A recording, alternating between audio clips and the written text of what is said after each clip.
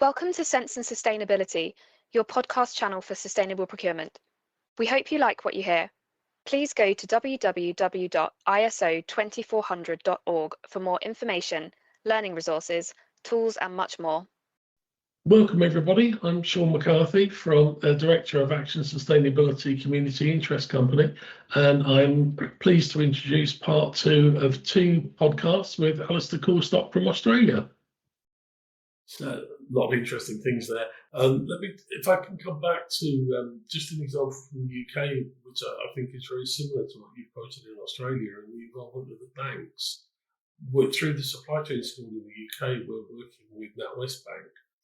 And their concern, it's slightly different in the UK, but there's legislation that says if a building has an energy efficiency rating below a certain level, within, I think, 5 years' time or something like that, you will not be allowed to rent it out.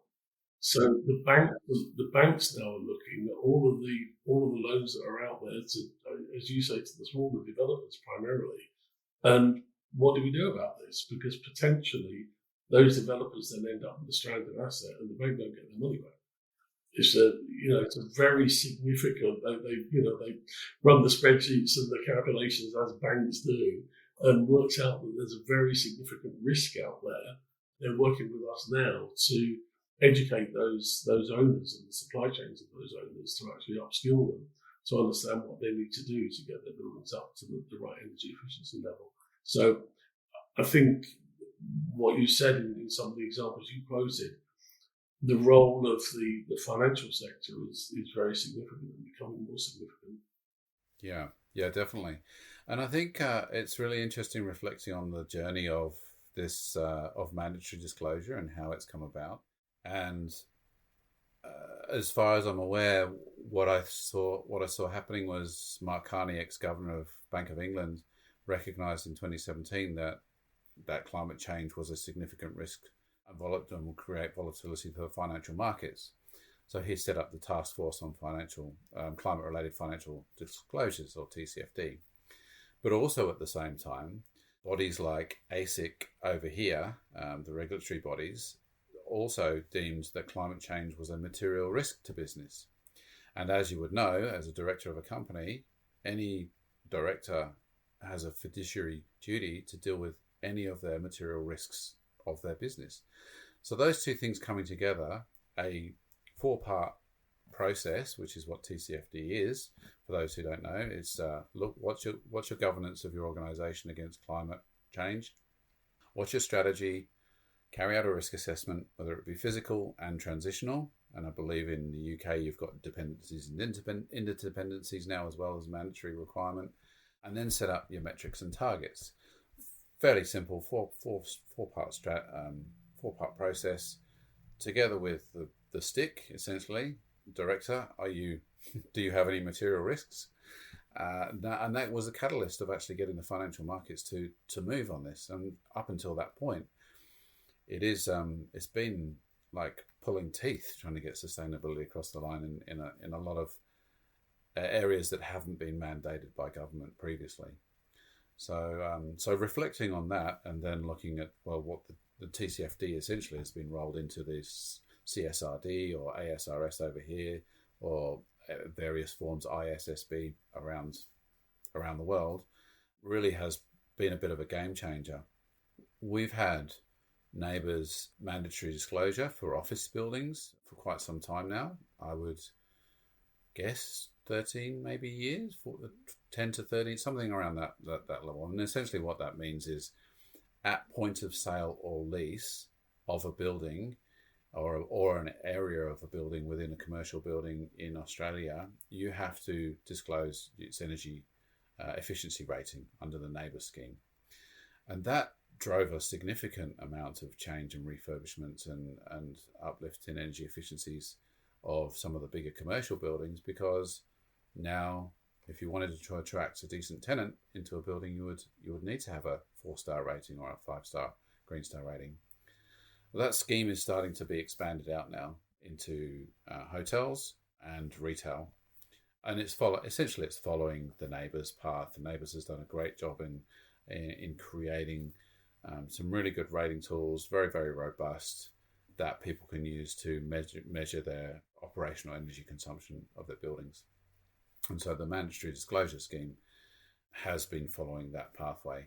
And so that's seen great results in the commercial space. And so I just see that mandatory disclosure as ASRS will have the same effect. And over here at the moment, it's really S2 of ASRS, which is climate and carbon, essentially is the mandatory piece, but there's S1 sitting alongside, which is voluntary. And that's essentially all of the other parts of an ESG strategy, all your other material risks. So it'll be interesting to see when governments around the world start to flip the switch in terms of thresholds, in terms of energy efficiency or climate risk, and then start to ratchet those targets down. But at the moment, it's just getting people to report and collect the right data. We touched a couple of times in the discussion on education, upskilling, knowledge, all of that sort of thing. I think you mentioned earlier in the planning process, you can end up in a situation where councils don't necessarily have the best professional advice or skills that they need, and people not really understanding, and also talking about diversity, inclusion, and getting more women into construction. The whole kind of knowledge base that's needed to affect the changes that we've been talking about for this whole discussion. How are you seeing that in Australia?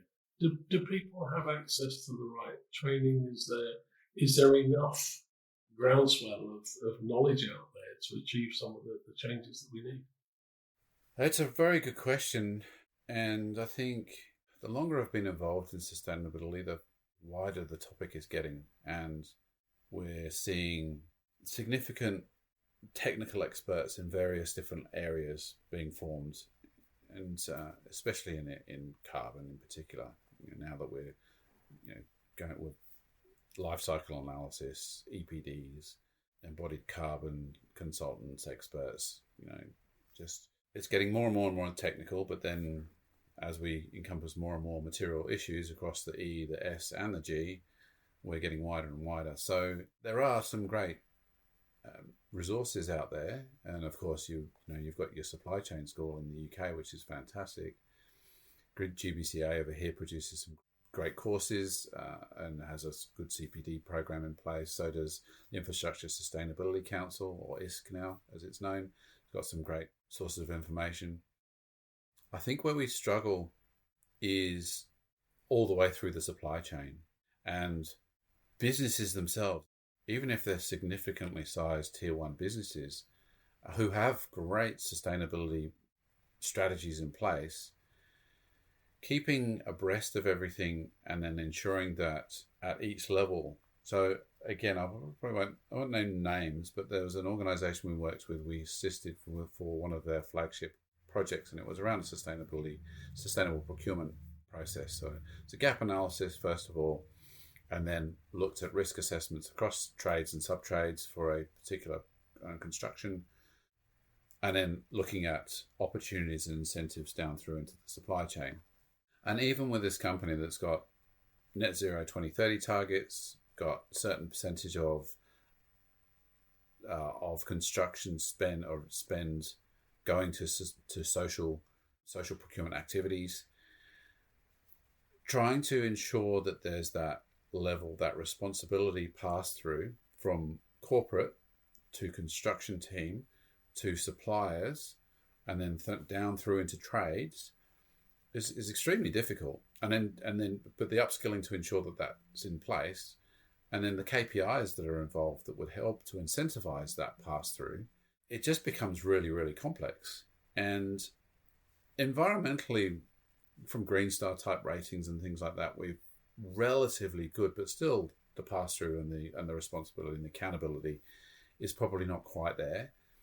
When you try and put a value on social, that's even harder, as you know. And so there's a lot of upskilling that needs to be done, and especially through when you look at concept design through to design development, and then documentation, tender documentation, and whoever is evaluating those tenders, And this is one of the dilemmas I think we're seeing. We've got, in the UK, I think you're at something like 35% non-financial in some of the infrastructure projects where, the government bodies are evaluating bids coming through for big infrastructure projects.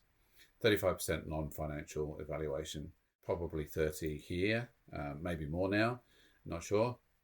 If the person on the other side who's evaluating these bids isn't completely up to speed and skilled up on this evaluation process, and if every tenderer is saying, yes, we can meet your diversity inclusion targets, or we can meet your 5%, construction cost that's going towards X number of workers in the local government area, then you end up in the same place, which is, well, everyone said that they're going to be able to deliver all of this. What's the lowest price? So whilst it's good, it makes life easier for a lot of people to put a dollar value on everything. We still need to, there's a lot more work to be done in really understanding what true value is for a project in its location. And I don't think we're doing ourselves, our communities, any favours in the lack of understanding of what communities want before a piece of infrastructure goes in, or an asset or a building. Doing a proper gap analysis and then ensuring that whatever is being built meets the needs of that community, and potentially, it could be a piece of linear infrastructure that's going through communities, and it might be delivering on for the end community in terms of economic uplift, because now they're connected to other areas, but then it could be doing a disservice from where it's running through and dividing communities. So it's very complex at the end of the day, and it's there's no one shoe fits all to solve these problems. So you mentioned earlier using ISO 2400. So I'm really, obviously this is a big topic for a lot of our audience. How did you see the standard as a tool? Because obviously you've used the tool for clients, but you're not a procurement guy, as many people who use ISO 2400 are. So I'm really interested in your perspective of the standard and how it works. Yeah, look, I think it's really interesting. It's really helpful for people to start to look at it from a global perspective, from a holistic perspective. In the past it's a stepping stone, I think, to a real systems thinking approach to design, or human-centric design, where we're actually looking at all causes and effects. And it's specifically in the built environment, I think we're very much driven in this linear program approach to things. And then if there's a specific target that's in there, whether it be energy, water, waste, then that's great. But we don't think, okay, we've now identified an energy efficiency solution that meets this project requirements. Well, what is the social impact of that energy efficiency solution? What is the, does that, whoever's procuring that, do we have the right labour force, and where is that labour force coming from? We don't necessarily ask those knock-on questions because we've just landed on the energy efficiency one. Okay, we've got something in play. Great, let's go and do it. So that's where I think it's really beneficial to just open up the conversation wider than specific direct targets that might be in front of the group design team, or even if it's not even a project and we're talking at enterprise level. And fundamentally, that's the interesting part that we always find is Green Star's pushing ISO 2400, so is Infrastructure Sustainability Council, the ISE organisation. Fundamentally, their products that they create are project-related products, whereas ISO is a tool that's been developed for enterprise, assessing an enterprise level. So it's always it's great because fundamentally GBCA and ISC, they want to change their industries.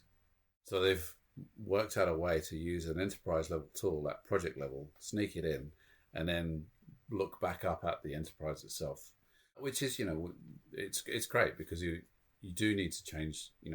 It's getting thinking happening at enterprise level, which then changes strategy, which then filters down into the projects themselves. So I think it's been a really powerful tool to just help people understand, and look at it from that broader context. Yeah, I think there's no reason why the standard can't be applied to a project, because you just think of the project as the enterprise, and that's it, and you can work it up from there. But yeah, there was a lot of discussion during the development of the standard about how will it apply to large business, small business projects, etc. And also, you touched on the thorny subject of externalities, and that's something the French delegation were absolutely obsessed with. We need to look at the externalities, and you're like, oh my God, this is so. As you say, you do an energy efficiency. What's the impact on broader society of that? And we spent hours and hours and hours trying to, firstly, to understand what French delegation were trying to do, but then also a way that we could actually show it to people using the standard. And I remember we ended up with a little diagram.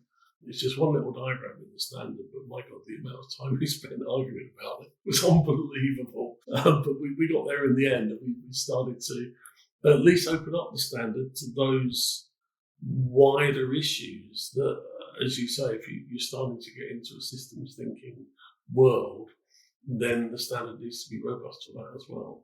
But we're a long way from that on many projects, I guess. I think we are, yeah, absolutely. And yeah, at the externality side of things, that's an interesting one. Again, I think we're very, very early in the journey there. Carbon is a classic one, and in certain circumstances, I think embodied carbon could be used as a bit of a proxy for materials. An example of that would be measuring embodied carbon for, say, again, I'll come back to commercial buildings because it's an easy example.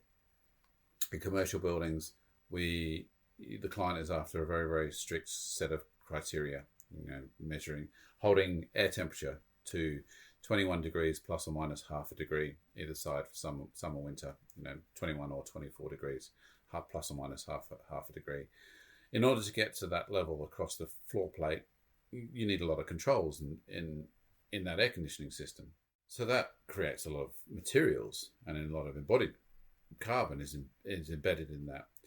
You could relax that control criteria by maybe plus or minus 1 degree, strip out a significant amount of controls, which is a significant amount of materials, but still have a relatively well-performing internal environment, which would save a significant amount of not only operational energy, but also energy going into those materials in the place.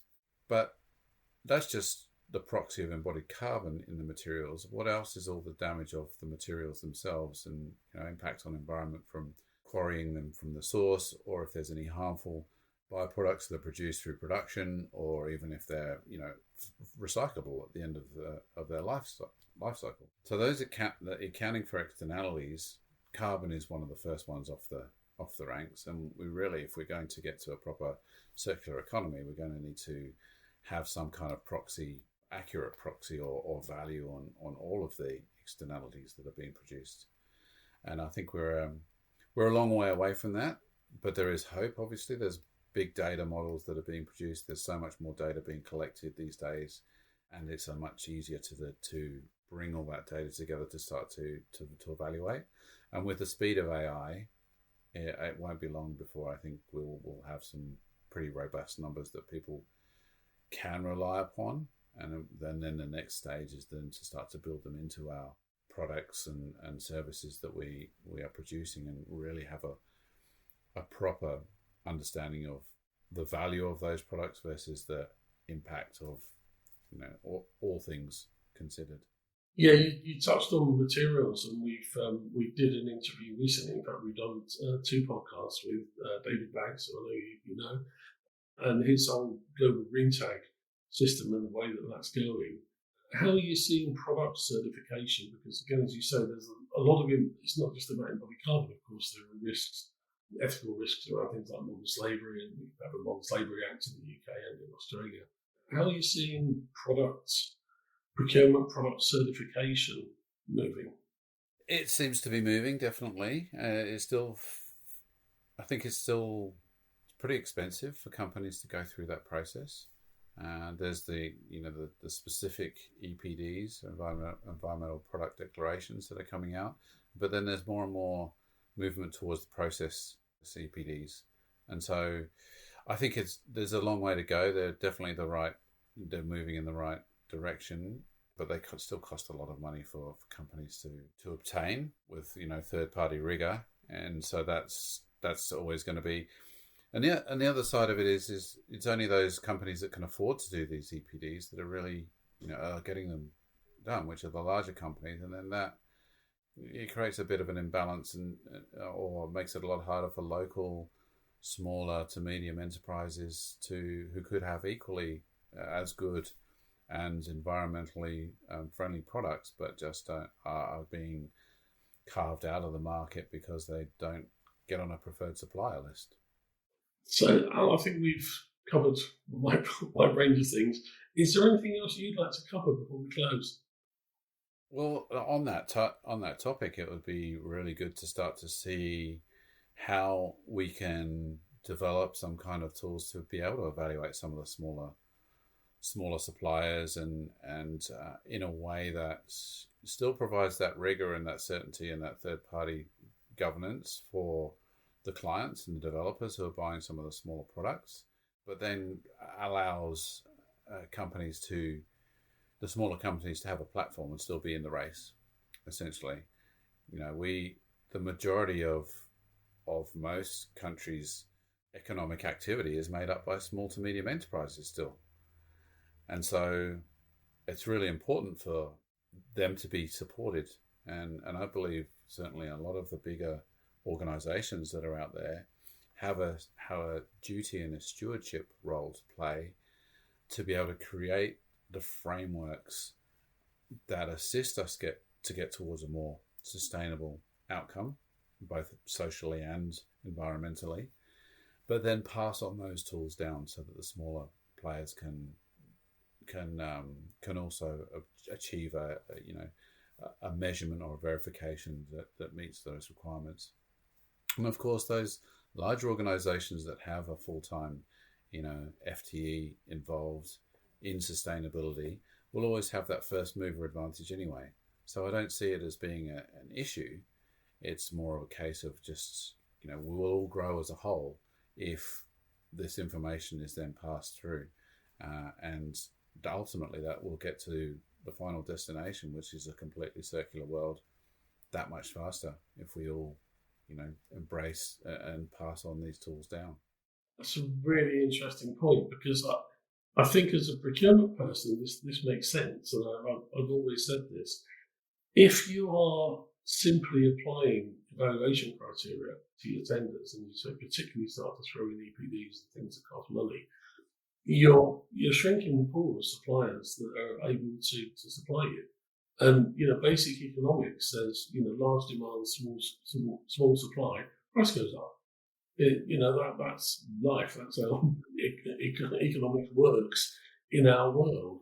So the notion that you actually invest in maintaining and improving a more competitive supply chain, it makes sense, but it's very hard to get that message across to organisations, particularly in the construction built environment sector, where profit margins are so low among the contractors that it's very difficult for them to invest in anything where they're, a lot of money's washing through these companies, but not a great deal of profit coming out of the other end. So that investment is key, and as you say, getting smaller businesses in a collaborative environment involved and passing that knowledge down. I think several times you've mentioned collaboration and working together to co-create solutions is, for me, is the new procurement. I mean, I was doing procurement in the 80s when beating up the supplier was basically what you did. It was quite good fun actually.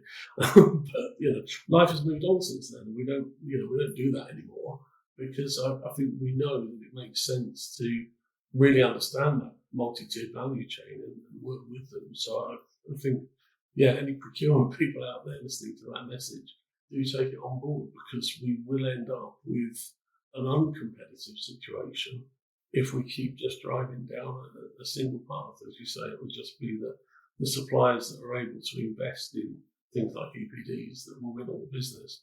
And immediately they're winning all the business, their prices will go up. Yeah, absolutely. Totally agree. Okay, anything else before I just close out? Anything else you would like to cover?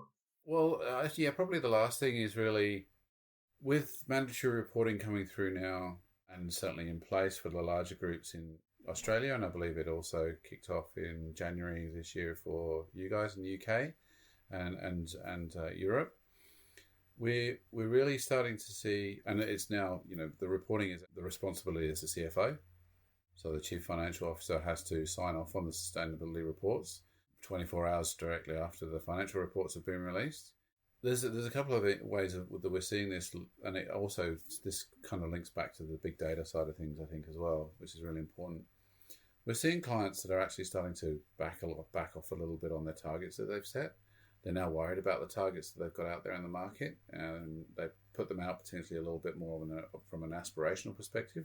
Not necessarily trying to greenwash, just, okay, we're going to go for a net zero by 2030, for example.